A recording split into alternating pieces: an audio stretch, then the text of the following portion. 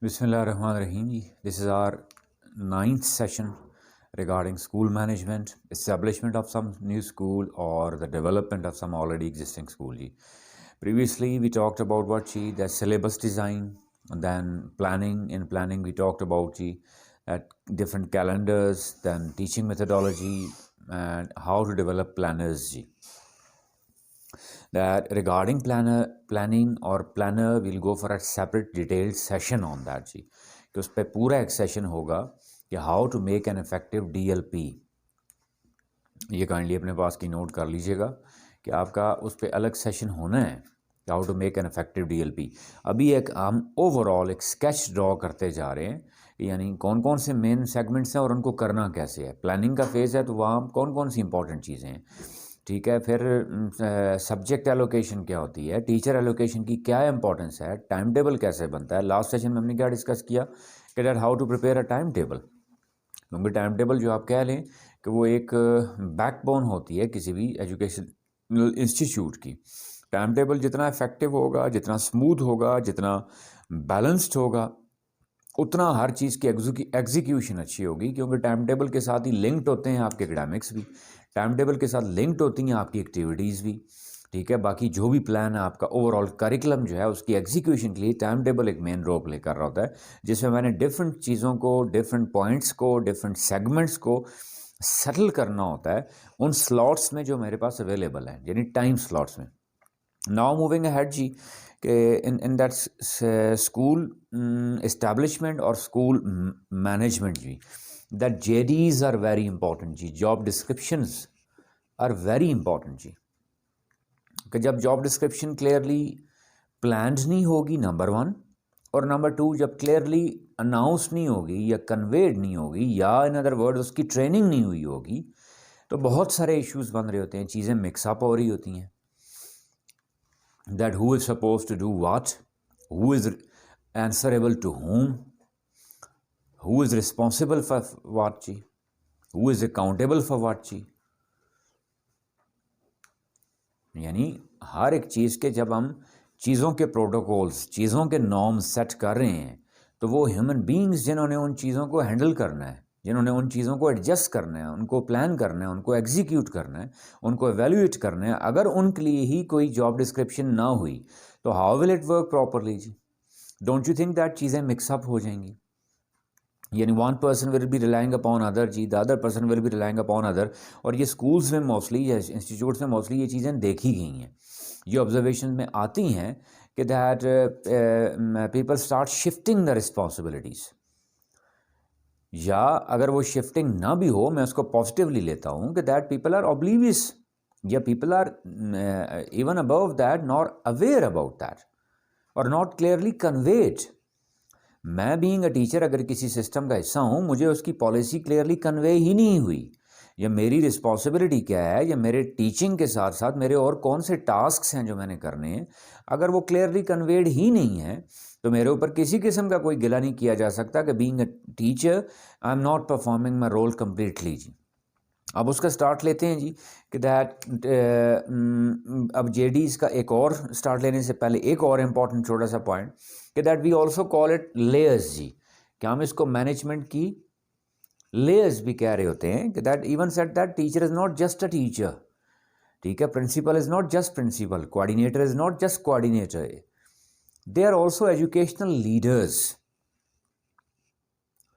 वो लेयर्स हम बेसिकली किस में डिवाइड कर रहे होते हैं, एजुकेशनल लीडर्स जी. इवन मैनेजर्स की टर्म भी जो है वो सूटेबल नहीं समझी जाती. Leaders means that they are suppose to move in front so that children में follow them, the whole system में फॉलो दैम जी. अब उसमें सपोज कोई भी हमारा प्लान है, कोई पॉलिसी है, कोई ऑब्जेक्टिव है, कोई स्ट्रेटजी है, कोई मैकेनिज्म है, उसको अचीव करने के लिए मल्टीपल लेयर्स का प्लान जो होता है वो सजेस्टेड होता है जी. अगर सिर्फ वो इंडिविजुअल की हद तक रख दिया जाए, मिसाल के तौर पे जी, कि अगर अटेंडेंस सिर्फ क्लास टीचर की रिस्पॉन्सिबिलिटी है, या अगर अटेंडेंस को चेक रखना, उस पर मेंटेन करना, मोटिवेशन लेवल इंक्रीज़ करना, अगर ये सिर्फ प्रिंसिपल की या हेड की जिम्मेदारी है, तो उससे बहुत सारी खराबियाँ पैदा हो जाएंगी। यानी हर चीज़ में कोई ना कोई सपोर्टिव रोल या एक टीम वर्क जो है वो इस्टेब्लिश करना ज़रूरी होता है। और उन टीम वर्क के लिए जनरली एक टर्म यूज़ की जाती है कि मैनेजेरियल लेयर्स। यानी लेयर्स से मुराद मैं कह लूँ कि भाई अब इस प्लान है, तो इस प्लान की एग्जीक्यूशन में मेन रोल कौन प्ले कर रहा होता है? टीचर। अब मैं क्यों ऐसा कह रहा हूँ? फॉर एग्जांपल, मैंने प्लान में, एकेडमिक प्लान में क्या रखी? Personality grooming. मैंने वहाँ कुछ एक्टिविटीज़ ऐसी प्लान की, को करिकुलर एक्टिविटीज़ ऐसी प्लान की जिनका ऑब्जेक्टिव बहुत बड़ा है कि क्या है, overall grooming of that child ji. और उस प्लान के बारे में वो टीचर वेल अवेयर नहीं है and the teacher is just focusing on teaching ji. तो don't you think that that plan would fail? वो नाकाम हो जाएगा, वो बुरी तरह पिट जाएगा। एक बात। दूसरी बात यह है कि अगर सपोज जी the teacher is well aware about that, अब उस टीचर के साथ कोई ना कोई टीम होती या नहीं होती? यानी suppose 6 or 7 different teachers are actually dealing with a class, a group, a grade और एज ग्रुप और लेवल, जो भी उसको आप नाम दें। अब वो ही और she is not alone working there, clear? He और she has what she a team. उस टीम में डिफरेंट सब्जेक्ट से रिलेटेड डिफरेंट लोग उसके साथ इन्वॉल्व होते हैं। मैं आसान कर दूं कि for example ji that teacher is basic, मिसाल क्लास टीचर क्या हैं जी? इंग्लिश के क्लास टीचर हैं ji. And that teacher is trying to create certain spoken culture, certain environment in that school ji. अब उनके साथ आप कह लें कि साइंस के भी टीचर होंगे, मैथ्स के भी टीचर होंगे, उर्दू के भी होंगे, सोशल स्टडीज़ के भी होंगे। लेकिन अगर उनमें से कोई एक मेंबर भी उस प्लान से वेल अवेयर नहीं है, कोई एक मेंबर भी उसकी एग्जीक्यूशन में अपना उतना इफेक्टिव रोल प्ले नहीं कर रहा जितना बाकी लोग कर रहे हैं, तो डोंट यू थिंक दैट कि उसमें फिर प्रॉब्लम्स आएंगी, उसमें लूप होल्स आएंगे, उसकी इंटेंसिटी कम हो जाएगी।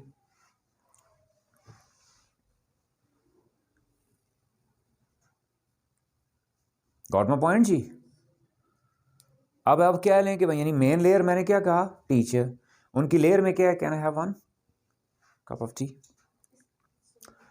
साथ दूसरे कौन से शामिल हो गए ji? Subject teachers. Thank you.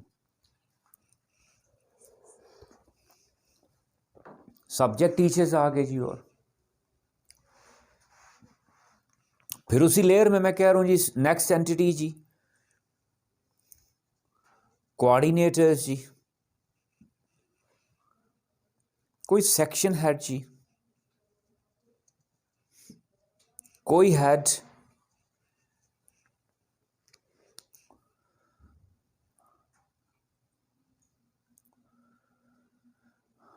This leads to what जी? सर्टन इम्पैक्ट जी, विद सर्टन स्ट्रेंथ। मिसाल मैं देता हूं, for example I am facing certain जी बिहेवियरल इशू, बिहेवियरल प्रॉब्लम जी। At first, subject teacher is directly facing it जी. Now that subject teacher is conveying that behavioral issue to other subject teachers जी. Clear? With positive notion. Clear? In discussion, कि वो बच्चा discuss होता है कि suppose मैं हूँ, मेरी क्लास में एक प्रॉब्लम हुई और मैं अपनी उस टीम में, मेरे साथ जो वहाँ पे बाकी सब्जेक्ट टीचर भी उस क्लास में, अगर डिस्कस कर रहा हूँ कि क्या आया उनकी क्लास में भी ऐसा होता है या नहीं होता, और इसके लिए क्या मेरे पास कोई मैकेनिज्म है, ये इंपॉर्टेंट है, ज़रा इसको समझिएगा जी। मैंने क्या कहा? मैं एक सब्जेक्ट टीचर हूँ। सब्जेक्ट टीचर होने के नाते मेरी इस टीम में 6 या 5 और मेंबर्स हैं। क्या कोई ऐसा मैकेनिज्म है कि मैं उन मेंबर्स के साथ क्या वंस अ वीक या ट्वाइस अ मंथ या वंस अ मंथ कोई ऐसा मीटिंग, कोई ऐसा स्केड्यूल है कि जहां हम इकट्ठे होके अपनी उस क्लास के 30, 35 या 40 बच्चों को, 25 बच्चों को हम डिस्कस कर सकें। Are you getting my point ji? अब आपने देखा ये ऑटोमेटिकली लेयर डेवलप हो रही है नहीं हो रही? यानी मैं उसके फिर क्या कह रहा हूं, क्या वीकली या बाय मंथली या मैक्सिमम मंथली, इससे ऊपर नहीं जाना चाहिए, कि कम से कम मंथ में एक दफ़ा बैठ के उन सारे सब्जेक्ट टीचर्स को, बच्चों को डिस्कस कर लेना चाहिए। मिसाल मैंने एक दी क्या, बिहेवियरल इशू, जिसमें किसी बच्चे का बिहेवियरल प्रॉब्लम है, या मिसाल मैंने दी होमवर्क इशू, या मिसाल मैं कह सकता हूँ क्या कॉन्सेंट्रेशन लेवल।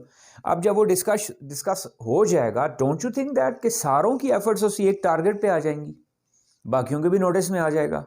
अगर वो बिहेवियरल इशू है तो बाकी भी उसको करेक्टिव मेजर्स में आ जाएंगे, बाकी भी उसको ठीक करने के लिए कुछ ना कुछ कर देंगे, या एक जॉइंट प्लान बन सकता है।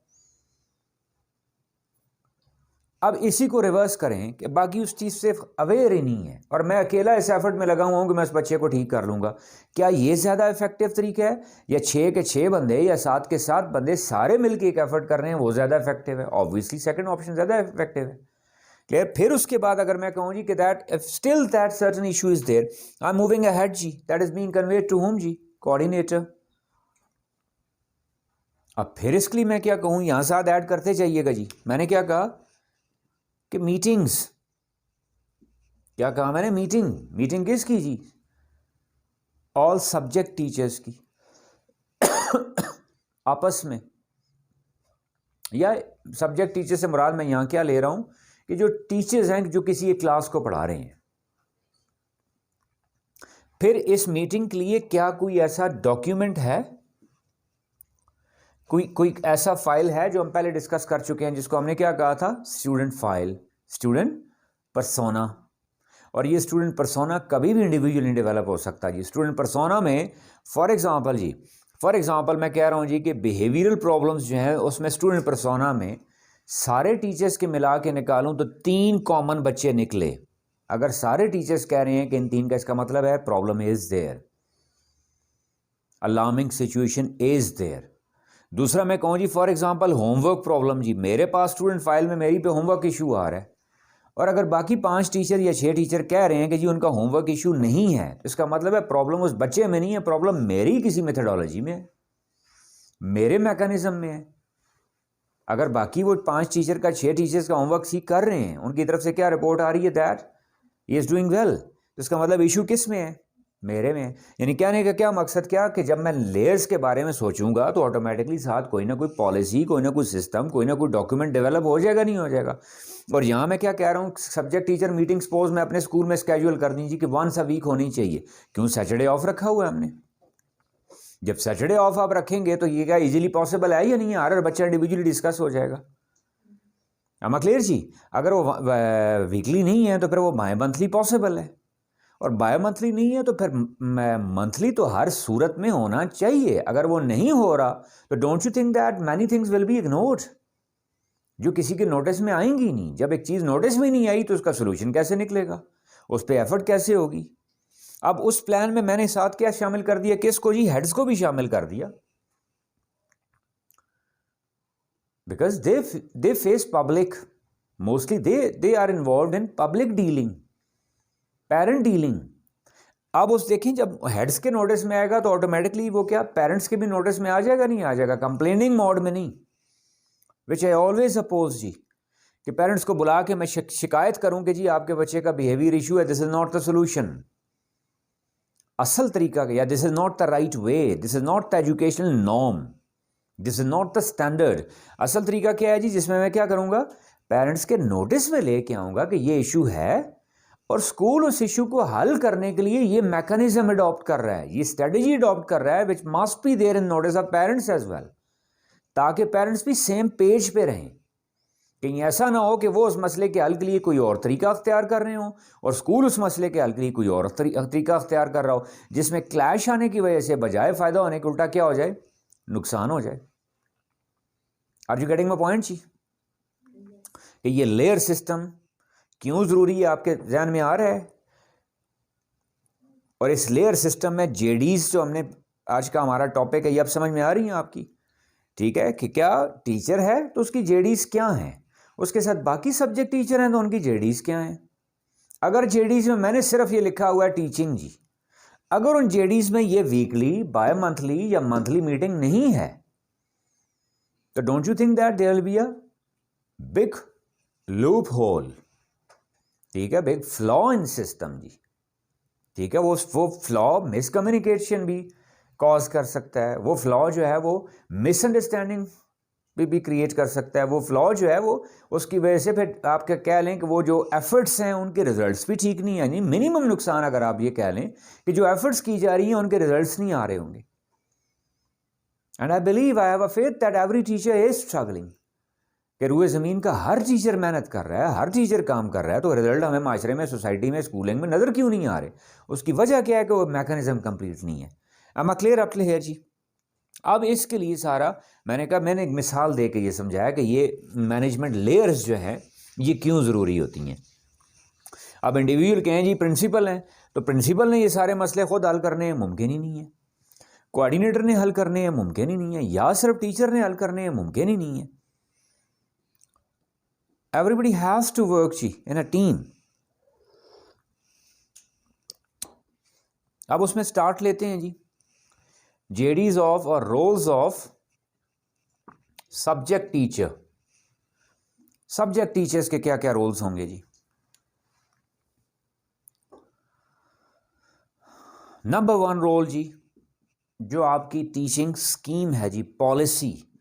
कौन सी पॉलिसी जी? एकेडमिक अबव ऑल जी। अब टीचर, सब्जेक्ट टीचर 50 और रोल प्ले कर रहे हैं, अगर वो एकेडमिक किसी सिस्टम का हिस्सा नहीं है। और मैं बार बार इस चीज़ को पॉलिसी सिस्टम क्यों कहता हूँ कि इसलिए नहीं कि ये कोई कानून है, कानून बना दिया गया जी उसने फॉलो करना है, जो फॉलो नहीं करेगा तो वो मुजरिम हो जाएगा। नहीं नहीं, ऐसी बात नहीं है। कि पॉलिसी जब भी बनती है वो well thought, considered, reconsidered, clear, then presented, then conveyed होती है। वो उसमें कुछ दिमाग आखिर मिले होते हैं जो उस पॉलिसी को डिराइव करते हैं। अगर किसी इंडिविजुअल को उस पॉलिसी से कोई इख्तलाफ है तो वो अपनी ओपिनियन दे सकता है, वो उसमें अमेंडमेंट्स ला सकता है, वो अपनी चेंजेस करवा सकता है, but on the basis of solid reason, solid logic जी। एम आई क्लियर जी? यानी क्या कि भाई वो पॉलिसी जो है उसको फॉलो करने का मकसद क्या है? कोई ये नहीं कि कानून है जी फॉलो करना है, नहीं करेंगे तो गुनाह हो जाएगा। मकसद उसका क्या है कि एक मैकेनिज्म है, एक सिस्टमैटिक, एक स्टैंडर्ड अप्रोच है जिसको हर कोई फॉलो कर रहा है, जिसको मैं भी फॉलो कर रहा हूँ, टीचर ए भी फॉलो कर रहा है, टीचर बी भी फॉलो कर रहा है, and that leads to certain environment जी, दैट लीड्स टू व्हाट जी मैक्सिमम रिजल्ट जी। एम आई क्लियर जी? वो एकेडमिक पॉलिसी में फॉर एग्जाम्पल हमने क्या कहा था, हमारी टीचिंग मेथडोलॉजी,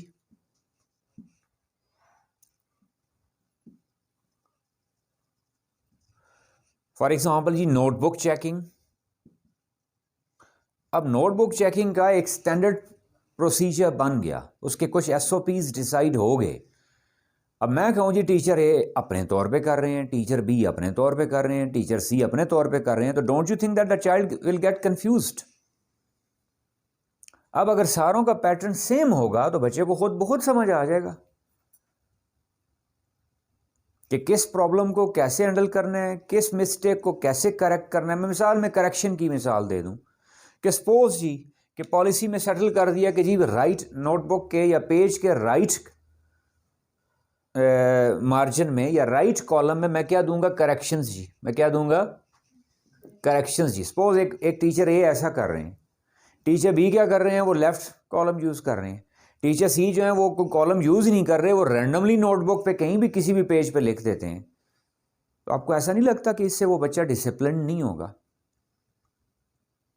यानी डिसिप्लिन का ये मुराद नहीं है कि मैंने पीटीआई खड़े कर दिए स्टिक लेके तो डिसिप्लिन है। Discipline is also there in writing, discipline is also there in uniform, discipline is also there in notebook, discipline is also there in class work, in home task, in presentation, जो overall बच्चे के aptitude में discipline develop करेगा।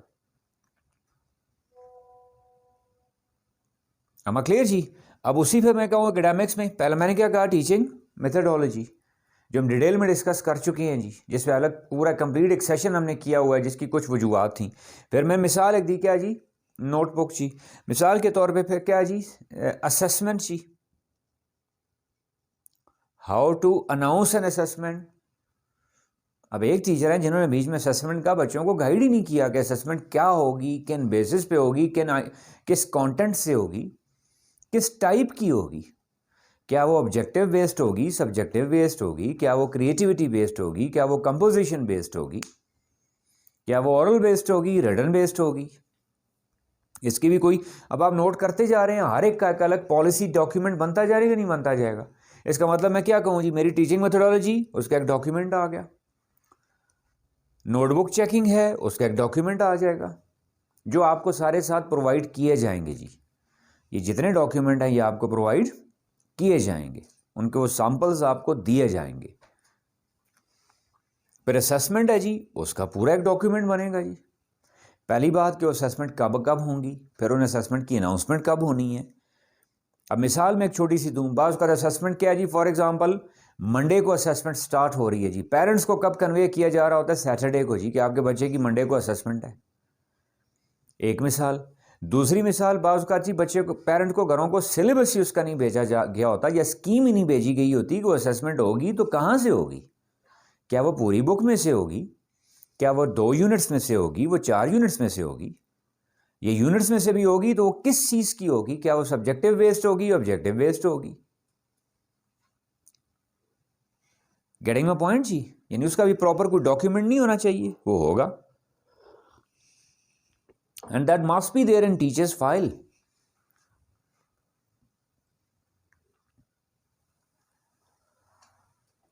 फिर जी उसी academics में मैं कहूं जी कि स्टेटस ऑफ द चाइल्ड जी, जो असेसमेंट बेस्ड होता है, यानी असेसमेंट उसका एक सेगमेंट है। स्टेटस से मुराद क्या है? बिहेवियर बच्चे का, यूनिफॉर्म बच्चे का, जिसको हमने स्टूडेंट पर्सोना या स्टूडेंट फाइल का नाम दिया था। अब चूंकि हम कह रहे हैं हमने सैटरडे ऑफ रखना है, वीक में 2 दिन टीचर को फ्री मिल रहे हैं, जिसमें एक दिन रिलैक्स होने के लिए और एक दिन इन्हीं चीज़ों को डिस्कस करने के लिए, कि उसमें क्या क्या है, स्टेटस में क्या है उसकी, यानी असेसमेंट में कौन कौन से एरियाज आए हैं, असेसमेंट अच्छी हुई, बुरी हुई। और मैं फिर कह रहा हूँ असेसमेंट बच्चे की नहीं होती, हमारे सिस्टम की होती है। फिर उसमें देखना है कि असेसमेंट में, फॉर एग्जाम्पल मिसाल में दूँ जी कि मैथ्स है, तो मैथ्स में फॉर एग्जांपल ये कि बच्चों का असेसमेंट में रिजल्ट जो है वो पुअर आया है, तो फिर मैं देखूंगा कि किस एरिया में पुअर आया है। क्या ज्योमेट्री में हुआ है, ट्रिग्नोमेट्री में हुआ है, कोई कैलकुलेशंस में हुआ है, या बच्चों की प्रैक्टिस कम थी, जब वर्ड प्रॉब्लम्स में हुआ है, किस एरिया में हुआ है, ताकि वो आइंदा उसको उस पर काम कर दिया जाए। यानी ये नहीं है कि कम हुआ है, ख़राब हुआ है तो नुकसान है, नहीं नहीं। असल चीज़ क्या है, वो ख़राबी जो है basically that gives you a line, उससे आपको एक लाइन मिलती है कि आपने आगे रोड मैप क्या है, किस किस एरिया में काम करना है। Got my point ji? अब इसी में मैं फिर और कहूँ जी कि स्टडी स्कीम है, या प्लानर्स कह लें, या ब्रेकडाउन्स कह लें आप। अब मैं कहूँ जी नहीं, मैं बहुत तजर्बा है जी, मैं अपने तरीके से पढ़ाऊँगा, मैं कोई प्लानर फॉलो नहीं करूँगा, मैं कोई डेट्स फॉलो नहीं करूँगा, मैं कोई टाइम लाइन नहीं फॉलो करूँगा। No, I will have to, और in other word I must. क्यों? वही टाइमलाइन जो है वो पेरेंट्स के पास भी होनी चाहिए, वही प्लान जो है वो पेरेंट्स के पास भी होना चाहिए। बच्चे को भी वेल इन्फॉर्म्ड होना चाहिए, बच्चे को भी उसकी ओरिएंटेशन होनी चाहिए। मोस्टली देखा गया बच्चों को इवन ये तक नहीं पता होता कि उनकी असेसमेंट पोस्ट कब है, क्या है, उसमें होना क्या है, पेरेंट्स को नहीं पता होता, क्यों? वो प्रॉपर्ली कन्वेड नहीं होती। अब आप कहिए ये सारे रोल किसके निकलते आ रहे हैं जी? सब्जेक्ट टीचर के।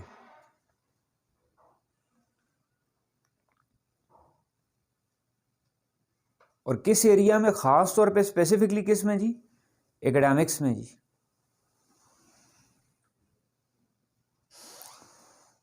am I क्लियर जी? इसी में एक और सेगमेंट ऐड करूं जी, फॉर एग्जांपल डिसिप्लिन। अब आप कहें जी मैं डिसिप्लिन को भी एकेडमिक्स का हिस्सा बना रहा हूं, exactly it is there. Discipline से कतन ये मुराद नहीं है कि मैं बच्चों को जी सीधा करके अटेंशन करके खड़ा कर दूं, मैं एक तलवार लटका दूं उनके ऊपर कि वो हिले भी तो उनको पनिश किया जाएगा, वो बोले भी तो उनको पनिश किया जाएगा। वो खेले कूदे भी तो उनको पनिश किया, नहीं नहीं नहीं, डिसिप्लिन डजंट मीन दिस। कतन डिसिप्लिन का ये मतलब नहीं है।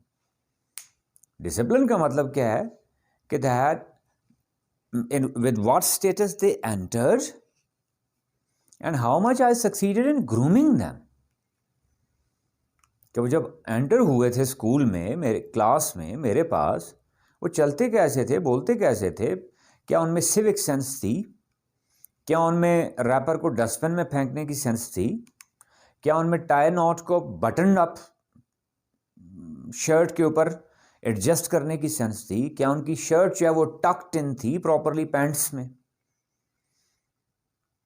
व्हेन दे वर स्टैंडिंग तो क्या उनका कोट बटन क्लोज था या वो ओपन बटन के साथ ही बात कर रहे हैं। When boys they are talking to their teachers, क्या उनके हैंड्स एट बैक थे या वो कर्टियस मैनर में खड़े थे, या अबव ऑल मैं क्या कहूं, are they travelling from human to human with manly features, with manly traits or with gentlemanly traits, with elite traits। elite जिसको एक नेगेटिव टर्म समझा जाता है, नहीं, elite man means what ji, civilized people।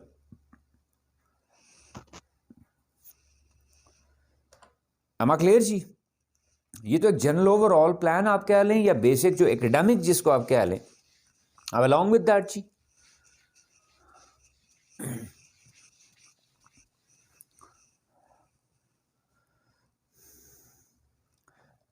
Class entrance जी,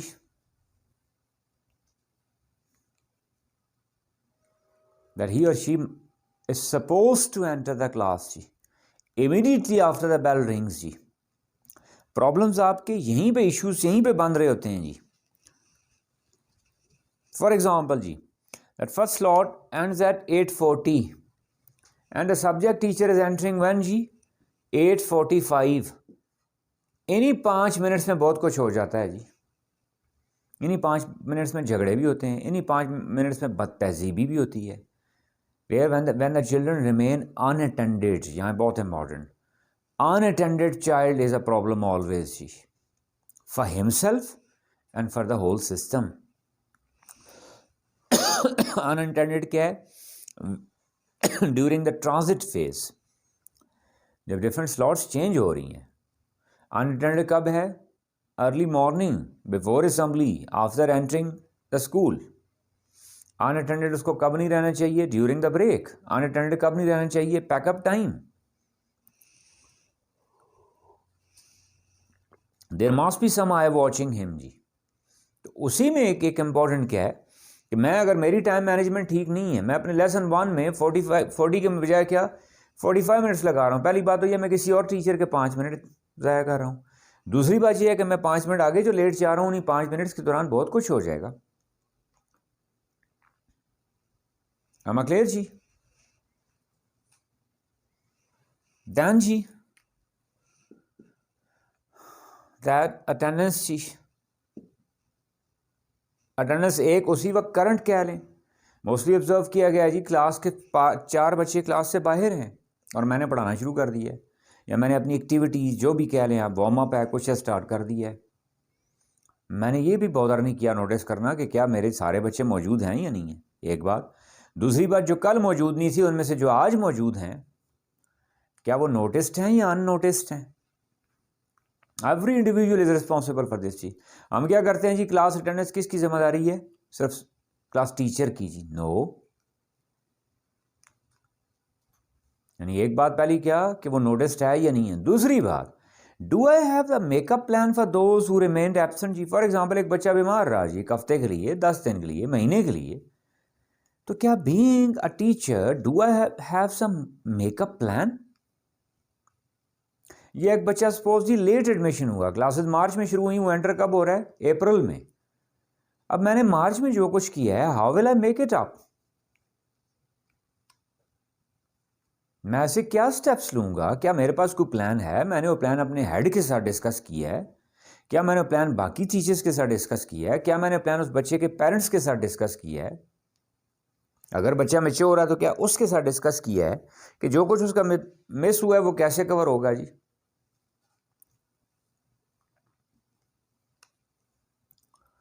फिर वही बात बाद में कहूँ जी, जितने भी रिसेप्शन स्टेप्स थे जी, क्या सीटिंग प्लान प्रॉपर है? ये सिर्फ क्लास टीचर का काम नहीं होता जी। वैसे बड़ा जोर दे के कह रहा हूँ, अटेंडेंस ये ऐसी चीज़ें जनरली जो ऑब्जर्व किया गया है जी, ये बस क्लास टीचर जिम्मेदार हैं जी, नहीं बाकी टीचर जी पूछते तक नहीं है बच्चों को। मेरे जैसे कामिल नहीं, एवरी टीचर इज़ इम्पॉर्टेंट। कि बच्चे को जब ये इंप्रेशन कि 6 बंदे जाके उसको बार बार पूछेंगे कि where were you, we missed you yesterday, कल आप नहीं थे, हमने आपको मिस किया है, क्या वजह थी? आप बीमार थे, बिजी थे, दिल नहीं कर रहा था, गेस्ट आए थे। एक नंबर 1 क्या मैं उसको कॉन्फिडेंस दे रहा हूँ, नंबर 2 मैं उसको सेंस ऑफ बिलोंगिंग दे रहा हूँ, उसको इंपॉर्टेंस दे रहा हूँ, अपने लूप में ला रहा हूँ या उसके लूप में एंटर हो रहा हूँ, एक बॉन्डिंग डेवलप कर रहा हूँ। बॉन्डिंग लेक्चर्स के थ्रू नहीं डेवलप होती, भाषण झाड़ने से नहीं होती। मैं बच्चों के सामने खड़े होकर तकरीरें करना शुरू कर दूं जी, उन्हें ये करना चाहिए, ये नहीं करना चाहिए, ऐसे नहीं डेवलप होती बॉन्डिंग। बॉन्डिंग के लिए आपको छोटे छोटे इवेंट्स चाहिए होते हैं, और with true spirit, with true intentions.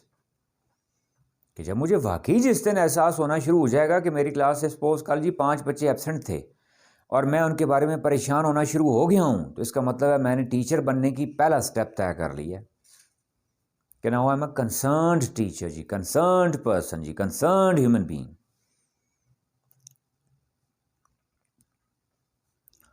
M I clear जी?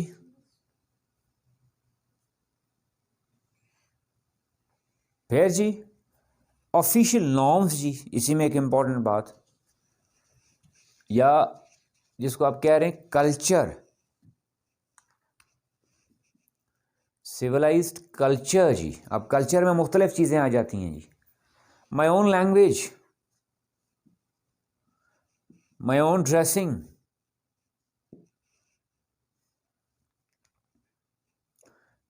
ये ऑब्जर्व किया गया है कि टीचर्स ने क्लास के अंदर बच्चों के सामने, पीटीएम में सपोज अगर कुछ हुआ है तो बाकी पूरी क्लास के सामने किसी एक बच्चे को पॉइंट आउट करके कह दिया ये बात कि पीटीएम में आपके पेरेंट आए थे, वो भी आपके पेरेंट आते हैं, फिर वो आपसे मुझसे पूछते हैं कि जी अब मैं बच्चे को, काम आप खुद नहीं करते हो, आपके पेरेंट्स आके मुझे डांटते हैं। बच्चे को पॉइंट आउट, यानी जनरल एक बात है, मैं फिर कहूँ कुछ और है, लेकिन पॉइंट आउट करके कहना, तू करके बात करना, तुम करके बात करना, महज़्ज़बपन की कोई लिमिटेशंस को क्रॉस करना। If I am holding that child from the shirt, from the collar, कि मैं उसे अगर बाजू से पकड़ के झटक के उससे बात कर रहा हूं, what culture I am trying to promote, that will reflect back. वो कभी ना कभी वो वाला वही एक्शन मोड़ के मेरे ऊपर भी आ सकता है।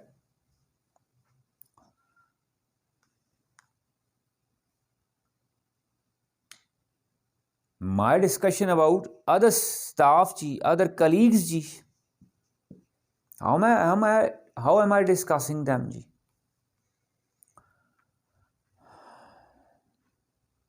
Then ji impartial attitude ji, impartiality,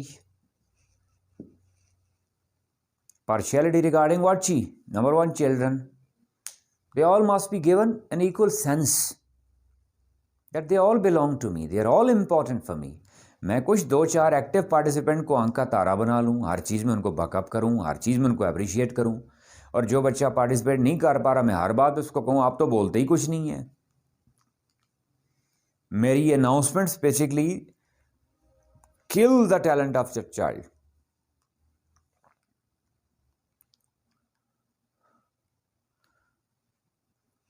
getting the point जी? गुस्सा आता है, टीचर को प्रॉब्लम होती है, टेम्पर लूज होता है, इट्स नेचुरल, लेकिन when I am mindful, when I am not oblivious, when I am not forgetful that I am actually dealing with what जी? Future generation। फिर इम्पार्शियलिटी किस सन, एक तो मैंने क्या कहा बच्चों में, फिर दूसरा क्या कि इम्पार्शियलिटी रिगार्डिंग व्हाट जी? Social, political, religious, lingual, ideological concepts जी। Teacher is above all these things जी, teacher is with no being.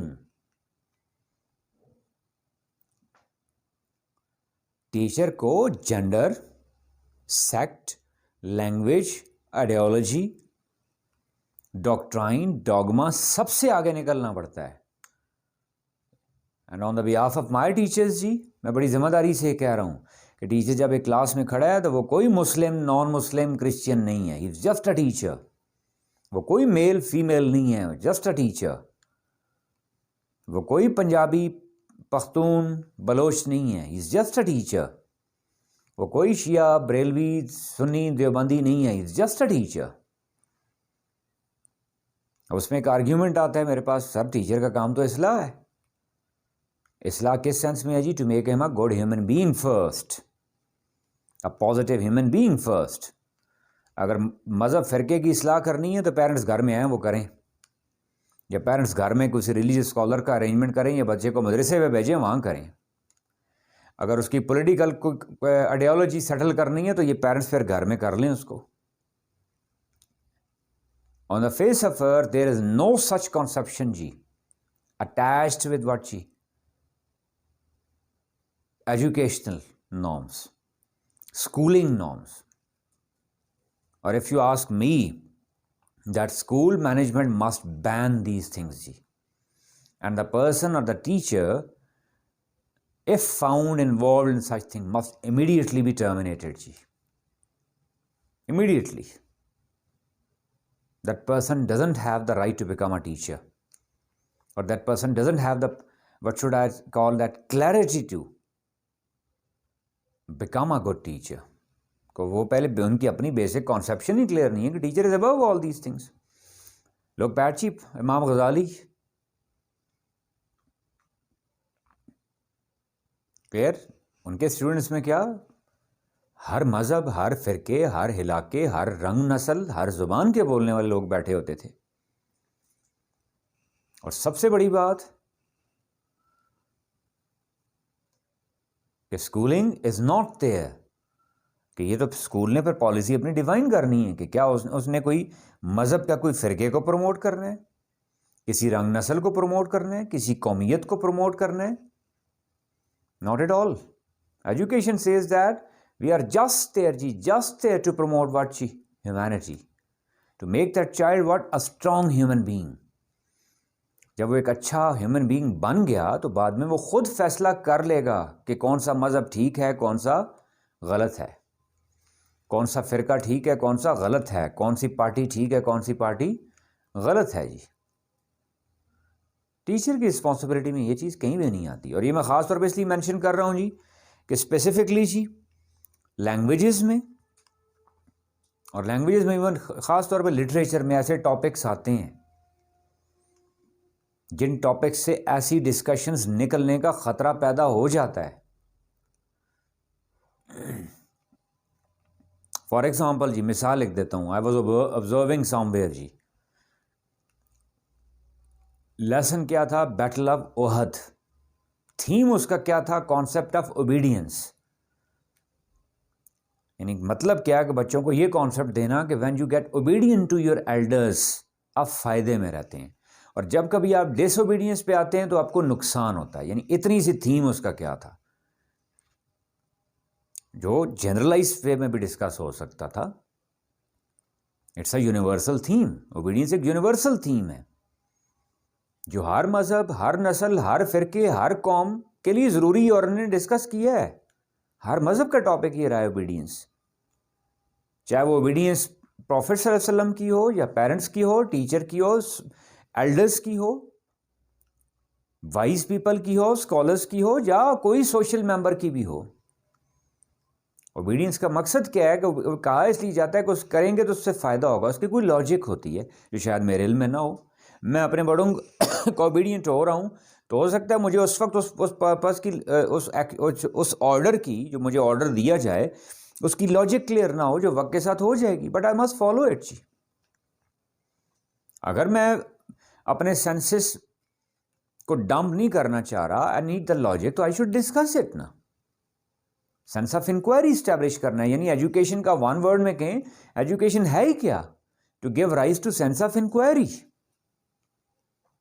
अगर एक लफ्ज में मुझे कोई कहे जी स्कूल को आप कंक्लूड करें, एजुकेशन को कंक्लूड करें, तो क्या है? Sense of inquiry. तो अगर मुझे उस ऑर्डर में कोई प्रॉब्लम है, डाउट है,